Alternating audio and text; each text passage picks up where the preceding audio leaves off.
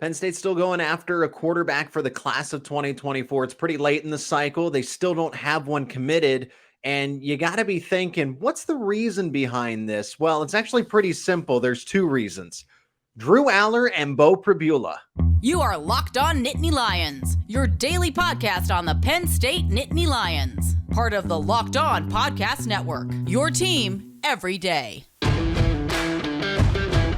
Thanks so much for making Locked On Nittany Lions your first listen and watch every single day. We are free and available wherever you get your podcast. My name is Zach Seyko. I am your host, and I'm joined by a very special guest, Dylan Callaghan Croley, recruiting analyst for rivals Penn State, Michigan State, Minnesota, and Oregon State. I have all that right? I have that all in order, Dylan? Yeah, you got all that right. All right, nice. I knocked it out of the park today. Dylan, it's great to have you back on because Penn State, to this point, doesn't have a quarterback for the class of 2024. I feel like a program, a blue blood like the Nittany Lions, should be able to pick and choose who they want, year in, year out. I know Alabama and Georgia are in a different playing field, right? But they get to just say, all right, we're going to get this top five quarterback. And the same with Ohio State, right? Just picking up someone like Aaron Nolan not too long ago. But Penn State kind of looking down the rankings, and they just, it felt like they zeroed in on a guy like Michael Van Buren. And now they've offered three more different quarterbacks in this class of 2024. Dylan, before we get into all of that, where can people keep up with your work that you do so well? Yeah, keep up with me primarily on Twitter is obviously a great spot at Rivals Dylan CC, but of course over at rivals.com for Penn State fans, obviously at Happy Valley Insider, pennstate.rivals.com. Yeah, and Locked On Nittany Lions is your go-to podcast for Penn State rivals. Like Dylan said, visit happyvalleyinsider.com for all of that. And I'm going to be referencing one of your latest articles a lot in this episode, Dylan, because you profiled some of those quarterbacks that we're going to talk about today. But let's start with this, just the overall picture. Why doesn't Penn State have a quarterback to this point for the class of 2024 recruiting? Yeah, so I mean, at this point, it's May 12th. You'd love to have a quarterback committed in your recruiting class by the time this month rolls around in any cycle. Usually your quarterback is one of the first guys in. Not a lot of time when you have some of these higher ranked guys, they take longer, yes. But in a lot of instances, you look around and there's a lot of highly rated quarterbacks still off the board at this point. But yeah, Penn State obviously doesn't have that quarterback commitment yet. They were after Michael Van Buren. They still are. But as we've talked about before, Oregon was always one of those programs sitting there with Van Buren as well. And I believe last time you may have had Adam on, Adam Friedman of Rivals. You may have talked about this. Oregon has made a huge surge in Michael's recruitment. To the point that a lot of us in the industry were expecting Michael to potentially commit to Oregon last time he was up in Eugene in late April. That has not happened, which I think is good news for Penn State. It means they still have a pretty good, maybe not a pretty good chance, but they still have a chance here to get things going back in their direction. If they can get him on campus for an official visit, anything's possible. Of course, in the meantime, Oregon also has picked up a commitment from Luke Moga, a four-star quarterback out of Arizona. From what I've been told, Van Buren knew that was always going to be a possibility. Oregon's been pretty transparent that they're willing to take two quarterbacks this class. But Penn State's been transparent as well, I believe, about that. When it comes to 1 and 2 quarterbacks, I think if Penn State can get that done in this cycle, they would prefer to do so. We'll see if it happens. But they were in a very good spot, obviously, for Van Buren. We were feeling very good about him for months, as we've talked about before. Yeah. But that Oregon surge has just, I wouldn't, blindside is not the word, but it really has jumbled up Penn State's quarterback recruitment a little bit. I think they felt like they were in a very good spot for Van Buren. And I don't think they did anything wrong necessarily. I just think whatever Oregon did to sell Van Buren on his first visit out there in April, it obviously worked to perfection for the Ducks, and it's left Penn State in a really tough spot because you look around and a lot of those other top quarterbacks out there are already committed. I mean, one of their top targets in this cycle arguably if not the number one overall quarterback target for them, was Florida State commitment Luke Kromenhoek. But and Luke was flirting with the Nittany Lions, I guess you could say, for a little bit. Yeah. But he shut down his recruitment fully this spring, and I'm sure they're not going to stop trying to get him. I mean, they love him a ton, but I barring an absolute disastrous season down in Tallahassee that results in like Mike Norvell's firing, I think Luke Kromenhoek is going to stay committed to there. So you're in a situation where your 1A and 1B guy is shut down his recruitment, and the other is, after trending towards you for so long, is trending towards another school, which when that school does get hot on the recruiting trail, it does get in the lead for a recruit, is hard to beat for multiple reasons. Yeah, Oregon is kind of the surprising school in all this, because I've looked at just in general the 2024 and starting in 2025 for states that typically Penn State has done so well, Pennsylvania being one, and they still do, right? I'm not saying that they don't do well in Pennsylvania at this point, but also in Maryland, states that they've seen ample success, and Oregon just kind of pops up for these top prospects. It's really strange to me. Yeah, it's been this way for a couple cycles now, I think, where Oregon has that ability they can recruit nationally. They really can. They have the ability to kind of pop up wherever they want to land a kid. And they've been doing that in the DMV in the last few years. I mean, no longer there, but I'm sure somebody you talked about in the podcast over the offseason, wide receiver Dante Thornton. I mean, a kid who was committed to Penn State out of the DMV, and then Oregon pops up and nabs him. And Penn State's hoping that's not the same case here with Van Buren, but it's certainly trending that way, to say the least. And Dylan, does the fact that Penn State's quarterback depth chart is really young, right? Does that have any impact here on Michael Van Buren, or just any of the interest from 2024 quarterbacks? Because Drew Aller is going to be at Penn State for at least 2 more seasons, and potentially, again, he's got all the eligibility left, so he could.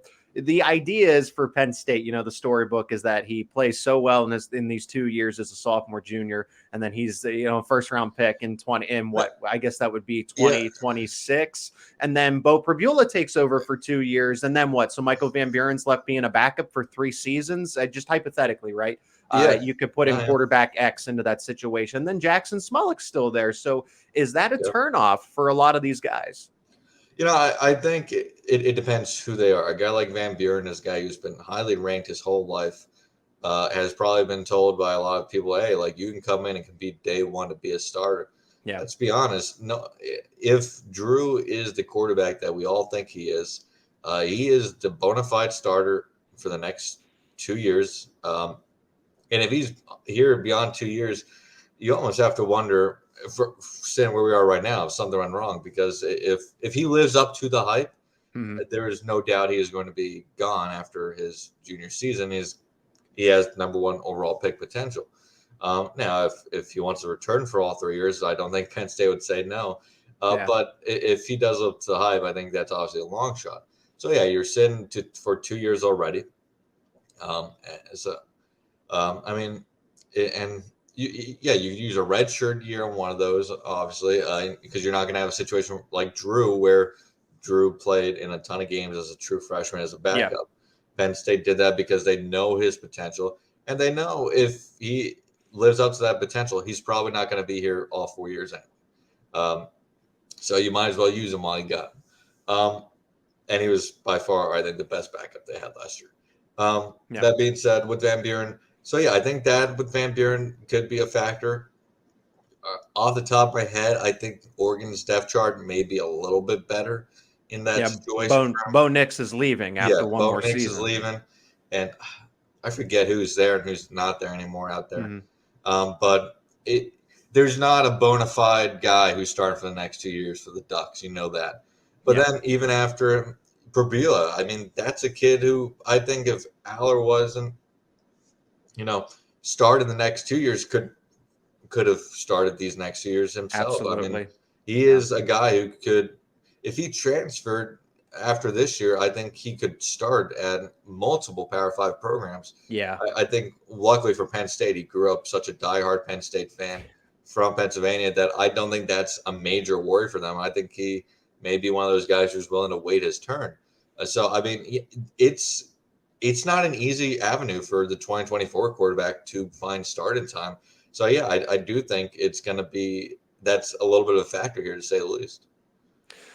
Dylan, in a second, let's talk about some of those names that they did offer. Most recently, Tyler Cherry, but there are some other names that Penn State has shown significant interest in on the class of 2024 board. But before we do that, let's hear from our sponsor of today's episode, and that is FanDuel, America's #1 sportsbook. Make a fast break to FanDuel during the NBA playoffs, because right now new customers get a no sweat first bet up to $1,000. That is right, $1,000 in bonus bets if your first bet does not win. Great promotions every day, safe and secure app, super easy to use, and you get paid instantly. So when you do win, you get those winnings instantly. There's no better place to bet all the playoff action than America's #1 sportsbook. So visit FanDuel.com/LockedOn and get a no sweat first bet up to $1,000. That is FanDuel.com/LockedOn. FanDuel, an official sports betting partner of the NBA.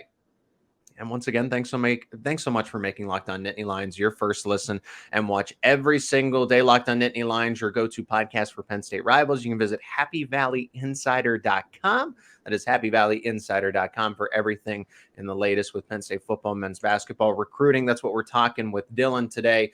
And we've already addressed, the overall story about the class of 2024. And I do think it's not so much about Drew Aller. It's more about Beau Pribula being that wild card. And if the plan is Drew starts for 2 years and then Beau gets the next 2 years, that's an overall 4-year plan. And if you're a class of 2024 quarterback, okay, so I'm just going to sit in Happy Valley for 3 to 4 years. I know there's the transfer portal, but you might want to go somewhere else where you can at least make some headway on the depth chart. But Jackson Smolik, right? They were able to recruit a guy like Jackson Smolik, who knew he was going to come in as quarterback 3. We don't know what his long-term plan is necessarily, given Aller and Pribula. And again, where does Smolik fit in? You can only start one quarterback, right? If you have two quarterbacks, you have no quarterback. That's the saying as it goes. But here we are in the class of 2024, and like I said, there's a host of names, at least 3 that have stood out here, and I want to get them all right. Trever Jackson's one of them. Tyler Cherry, that I already said most recently, and then Ethan Grunkemeyer. Just what do you know about? And let's start with Tyler Cherry, because that one was so late. He's been a late bloomer up the boards, up rivals, up the other recruiting competitors, and someone that has been described as potentially a franchise quarterback, if you can believe that. So somebody this late in the cycle, what is his skill set, and does Penn State actually have a shot to bring in someone who's been described as the potential of a franchise quarterback? I can't believe that. Yeah, I mean, I can see where people come from with that. I mean, you look at him and he's got that prototypical size that you love to see in an NFL quarterback, 6'5". And by the time, he is done putting on weight, he's going to probably be somewhere between 230, 250 at least. So I can see the size, but, he has a strong arm from what I've seen on tape. It's a pretty impressive arm. He has shown pretty good accuracy, completed 65% of his passes last year for a little under 2,700 yards, 22 touchdowns, just 5 interceptions. Not a guy who's going to throw a ton of interceptions, good decision maker. That accuracy is obviously there, as we noted. I mean, I believe coming out of his senior season, Drew, for comparison, only completed 61% of his passes. So Cherry is a little bit more accurate coming out, at least at this point in his career, than Drew was. But yeah, there's a lot to like about him from that prototypical quarterback skill set that he has. And it's not like he's playing bad talent in Indiana. He's playing at the highest level in Indiana, and he helped lead his team to a state championship last year. So I definitely get the, he can be a franchise type quarterback player. There's obviously, I think he has a little bit more development to go, and there's going to be things that he has to clean up. But yeah, if you want to talk about ceiling, that ceiling is I would hate to label a kid that, because it's just so much pressure to put on somebody before they're even in college. But yeah, he has that skill set that would match that label. Yeah, and all these guys that I named are listed as pro-style quarterbacks according to Rivals. And then it leaves the other two, Ethan Grunkemeyer and Trever Jackson. Grunkemeyer, it looks like doesn't have a rating according to Rivals, but Trever Not yet. Jackson does, and he is a 3-star. But these are guys, again, if you kind of go across the consensus board, they're guys that are ranked in the top 40, top 30. Again, someone like Cherry has jumped into the top 25 in some cases here. But what can you say about Grunkemeyer? And this is someone Grunkemeyer has shown mutual interest, Penn State and Grunkemeyer vice versa for a little bit now. And then there's Trever Jackson. So what do we know about Grunkemeyer and Jackson that could they potentially join the Nittany Lions? And what do you like about their skill sets? Sure. So I will say I have not yet been able to get in contact with Tyler Cherry. So I'm not sure about his mutual interest, but I'm assuming, and maybe this is a little bit naive, but I'm assuming there's at least going to be some mutual interest from the Tyler Cherry side of things. I mean, when a school like Penn State comes knocking, I think it's good due diligence to at least give it a listen. And if he can make it on campus, we'll see what happens. Grunkemeyer and Jackson, we do know that there is very much mutual interest in both. Grunkemeyer, we are recording this on Friday the 12th. Grunkemeyer is on campus today, visiting Penn State for the first time since receiving the offer. He's been on campus before for camps, and he's actually going to be back in town next Sunday, the 21st, for the Elite 11 regional camp. Wow. So he's making 2 visits to the State College area here within 2 weeks. Today's visit is the big one. We'll see, how he hits it off with the staff one-on-one. And we should get a pretty good idea of his recruitment coming out of this visit, I'd say. I would say right now, the 3 quarterbacks, that's the one. If I would say if he's going to be one of them, is going to be part of the class, I think it's going to be him. Just because I think, you've got that close proximity, Ohio to Pennsylvania. But he also works with Drew's quarterback, guru, coach, whatever you want to call him, mentor, Brad Mandelaar, out in Ohio, who trained a fantastic quarterback coach who trains a ton of FBS level talent. Yes, he does. In Ohio.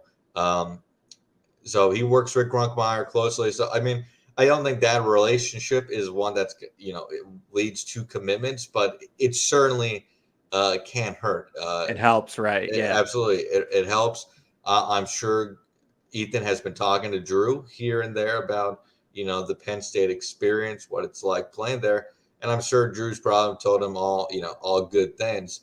So I think relationships, proximity.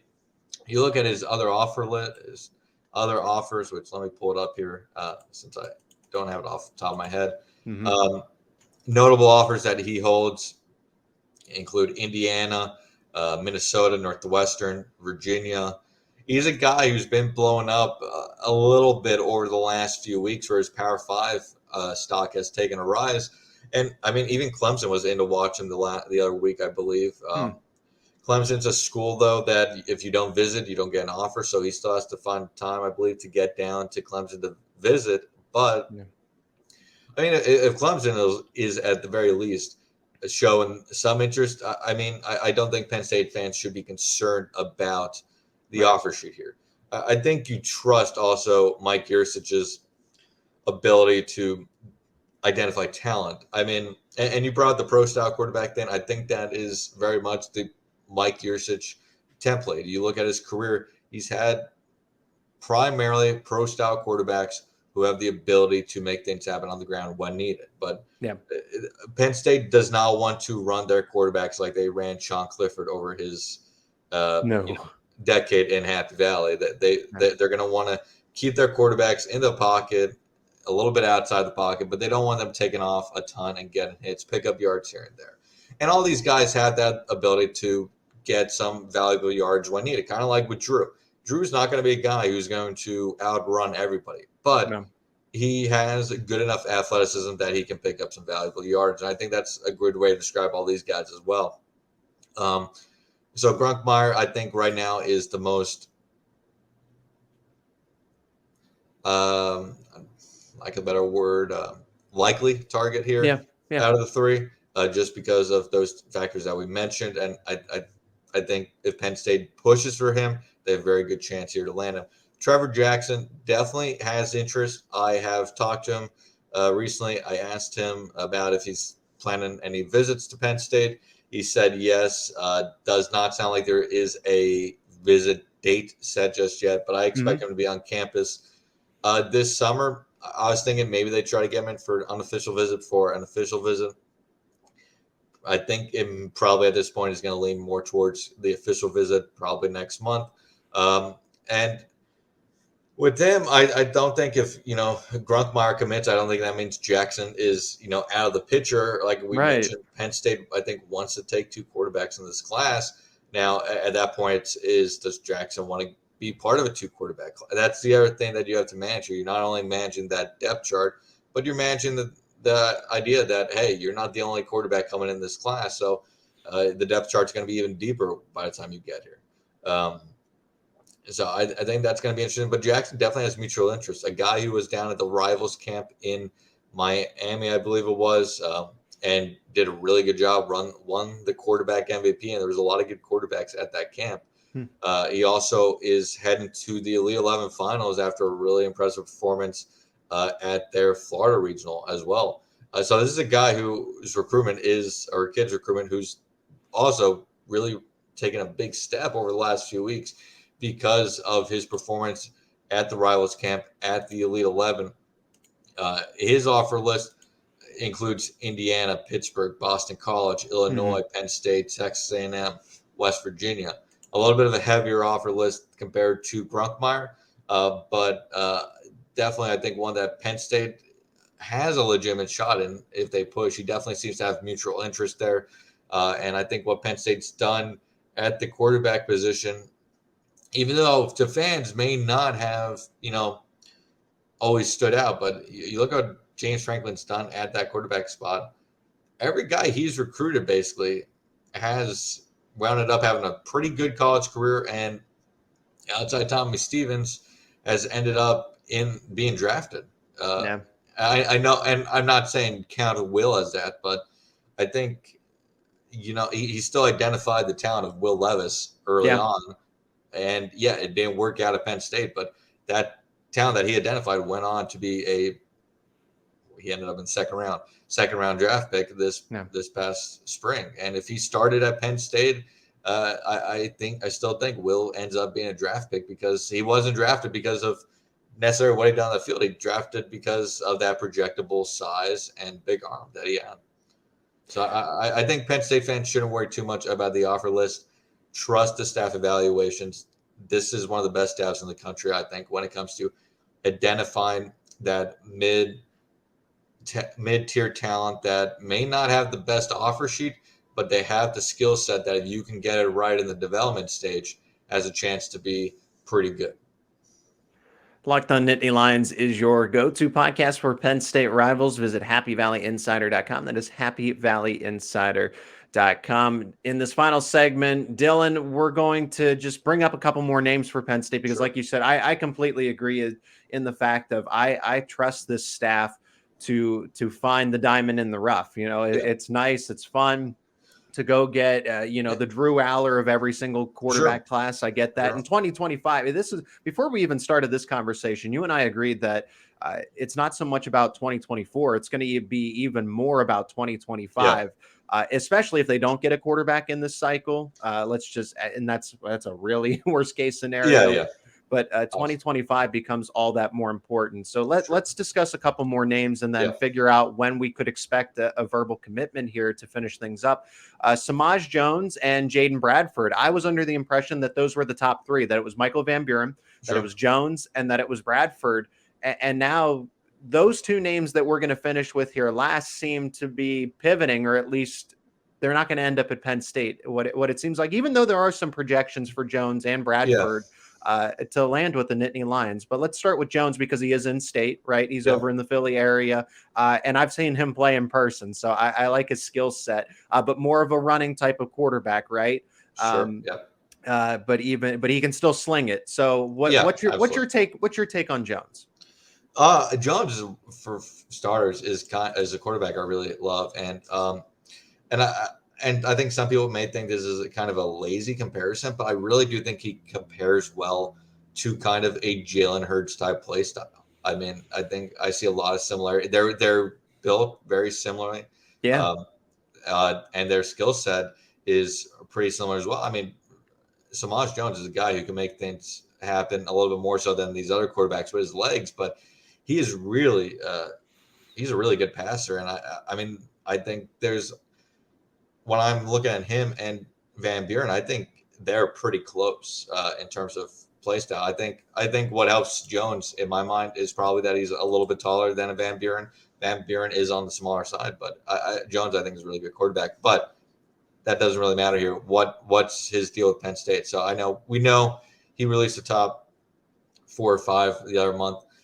Penn State was on that list. He has since scheduled official visits to Oklahoma, Cincinnati, and West Virginia, his other top 3 in his top 4. And no official visit to Penn State has been set. That is pretty telling. I've reached out to him. He hasn't really talked much about it. But yeah, it's pretty telling from whether it's his side or Penn State's side that Penn State may be in his top 4, but the interest that he once had in that program or that they once had in him is not there anymore. And I think Penn State would still love to have him in this class, but I think it's probably more so from his side that maybe he saw that he wasn't, their top guy there. Maybe he just prefers the other 3 over Penn State more. But the fact that he has not scheduled an official visit yet, when Penn State, is 20 deep into official visits scheduled, I think at this point already, is pretty telling that if one's going to happen, I'm going to be kind of surprised that it does happen. And if it does, I think it's more likely to happen this fall than it is in June, because I just don't, based off what I'm hearing, but also based off what I'm not hearing when it comes to them, it's almost the silence speaks louder at this point. So I think their chance of landing Jones has probably gone a little bit to the wayside here. I think he's focusing on those other 3 schools, which I think he would fit well at as well. I mean, Cincinnati, West Virginia, Oklahoma. Jalen Hurts, Oklahoma. Yeah. All 3 programs that he would fit in pretty nicely and has a chance, I think, to step in and compete at right away. I mean, none of their quarterback situations are to the level of Penn State. So maybe it's just that he wants to compete right away.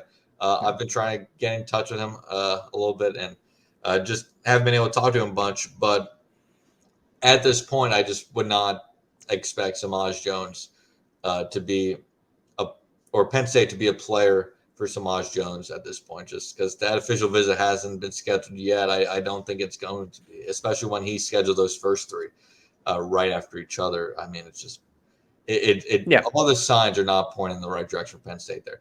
Jaden Bradford, very interesting recruitment. This is a kid who was one of the top quarterback recruits in the country for the last few years, and then his recruitment has just really slowed down over the last few years. And I unfortunately have not been able to talk to a lot of college coaches about why that is the case, but his recruitment is definitely slowing down, I think, from the college's side of things and not his side of things. I mean, you look at his recent offers, and it's not a lot of big schools. At this point, you're in a recruitment like this, you would think it's more of those Power 5 schools who are struggling to find a quarterback, throwing out offers to try and land that quarterback. But it's really, Florida Atlantic, Coastal Carolina, Syracuse. So, I mean, Syracuse is obviously Power 5, but not a school that is going to be competing for 5-star quarterbacks or high 4-star quarterbacks. So I think that's a little bit telling of where colleges may now have Bradford on their board. Perhaps he's a guy who benefits from waiting longer and rises up those boards a little bit more, ends up in a nice spot. But his recruitment has definitely slowed down a little bit. And Penn State hasn't shown much interest, hasn't scheduled an official visit with him recently. So I think Bradford's also a guy whose name we can maybe not totally eliminate just yet, but I think it's telling that they've gone out, offered 3 other quarterbacks, all trying to get those guys on campus pretty quickly, and then Bradford's kind of just sitting out there still. And Dylan, as we approach, mid-May towards the end of May here, when are we expecting a commitment from any of these guys? I know Michael Van Buren had his set for Sure. July.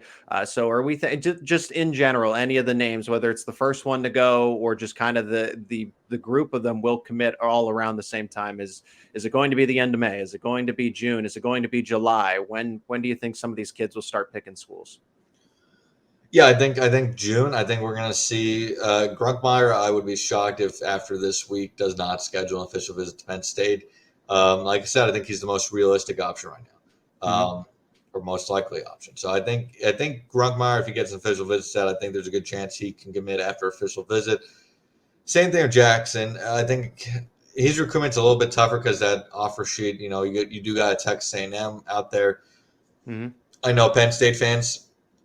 And I know people like myself, I have my doubts about that Texas A&M program. I think Penn State's definitely the better program right now. Yeah. But it's the SEC. It's the SEC, and Texas A&M has SEC NIL money as well. And we'll see how hard they push for Jackson. But I think if you're Penn State, your goal is to hopefully get a commitment by the end of June, but at the very least by the end of the summer. They didn't. They did have a quarterback last year, and then they got put in a spot where they needed to scramble and find another quarterback, and they got one by the end of the summer, as we all know, in Jackson Smollett, which for the position they were in was, I think, a very strong pickup for them, to say the least. Yep. But I also think I like these three quarterbacks a little bit more than I liked Jackson Smollett at this point last year. Yeah. When he first popped up on our radar. So I would say ideally for them, probably by the end of June. But if they can get one here by the end of the summer, I think they'll be in a good spot. Most of the reason, because if it's not Van Buren, you're already kind of a little bit down your board at this point. These are not the guys you're now expecting to step in and maybe compete right away. These are the guys that you think you can develop into something down the road. Yeah, long term, right? Exactly. There's more of a long-term outlook with these guys. And like you mentioned that we discussed before coming on, the 2024 recruiting cycle quarterback is an important one, absolutely.